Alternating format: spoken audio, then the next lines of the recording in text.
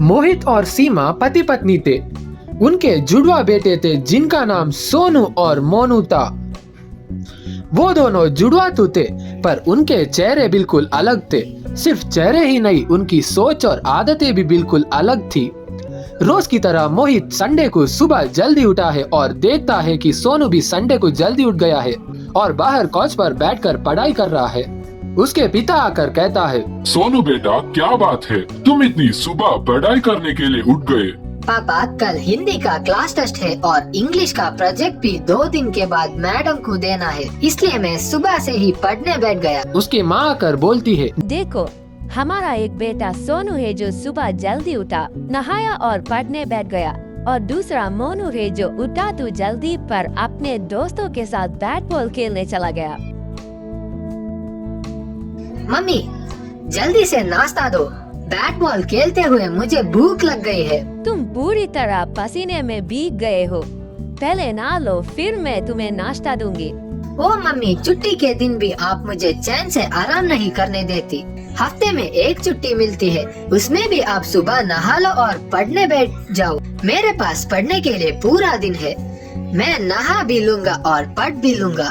मोनू बेटा, क्या बात है, कल तुम्हारा टेस्ट है तो सोनू की तरह पहले तुम्हें टेस्ट की तैयारी करनी चाहिए, बाकी सब तो बस खेल कूद है। पापा, मैं पढ़ लूंगा ना, मेरे पास अभी पूरा दिन है। जो लोग वक्त पर काम नहीं करते उन्हें हमेशा पछताना पड़ता है, इसलिए चाहे काम हो, खाना हो या खेलना हो, सब कुछ वक्त पर होना चाहिए, तभी तुम जिंदगी में आगे बढ़ पाओगे। सोनू की तरह वक्त का सही इस्तेमाल करना सीखो। मुझे कुछ जरूरी काम से बाहर जाना है, मैं शाम को आऊंगा और तुम दोनों से हिंदी के सवाल जवाब सुनूंगा।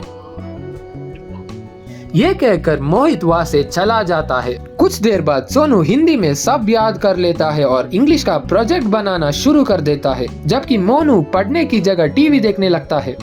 मोनू के दोस्त ने कहा, मोनू, सब लोग बाहर तुम्हारा बैट बॉल खेलने का इंतजार कर रहे हैं और तुम यहाँ टीवी देखने में बिजी हो। मोनू मम्मी को आवाज लगाता है, मम्मी, मैं दोस्तों के साथ खेलने जा रहा हूँ। अगर तुम खेलने जाओगे तो पढ़ोगे कब? अगर पढ़ोगे नहीं तो तुम्हारे मार्क्स कम आएंगे। अरे मम्मी, मैं शाम को पढ़ लूंगा और देखना, मैं इंग्लिश का प्रोजेक्ट भी बना लूंगा। वैसे भी टेस्ट आज नहीं कल है, और जहाँ तक मार्क्स की बात है वो तो किस्मत पर है, अच्छे आए या बुरे। ये कहकर मोनू खेलने चला जाता है। जब मोहित शाम को घर आता है, वो देखता है कि सोनू ने अपना इंग्लिश प्रोजेक्ट भी तैयार कर लिया और सजा लिया है। पापा, मेरी हिंदी टेस्ट की तैयारी भी पूरी हो गई है। सीमा, ये मोनू कहीं दिखाई नहीं दे रहा। तभी मोनू हाथ में बैट लेकर घर में आता है। वो गंदा और चोट खाया हुआ लग रहा है। तुम सुबह से बैट लेकर घूम रहे हो, तुम्हें देखकर लगता है ना तुमने नहाया है ना ही कुछ पढ़ाई की है। ओ पापा, आपने आते ही पढ़ाई की बात शुरू कर दी। अभी सिर्फ शाम हुई है, मैं भी पढ़ लूंगा।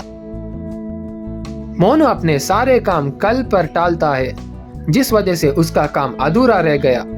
अगले दिन सोनू के टेस्ट में अच्छे नंबर आए, जबकि मोनू को गंदे मार्क्स की वजह से मैडम से बहुत डांट पड़ी।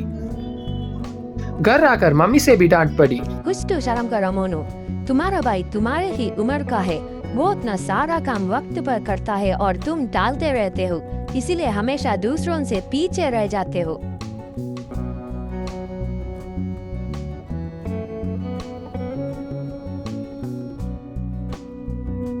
मोनू, मुझे तुमसे यही उम्मीद थी, इतने गंदे नंबर, वो भी इंग्लिश और हिंदी में। तुम प्रोजेक्ट कल या परसों पर टालते रहे ना, है ना?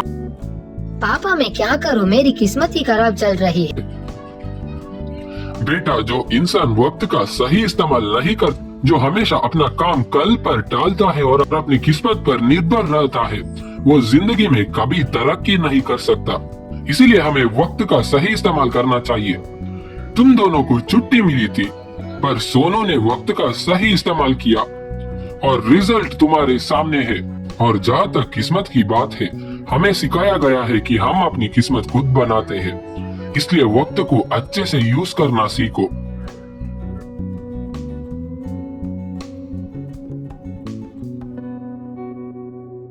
आप सही कह रहे हैं पापा, मैंने समझ लिया जो आपने कहा। आज से मैं वक्त का पालन करूंगा ताकि आप मुझ पर गर्व कर सके, जैसे सोनू पर करते हैं।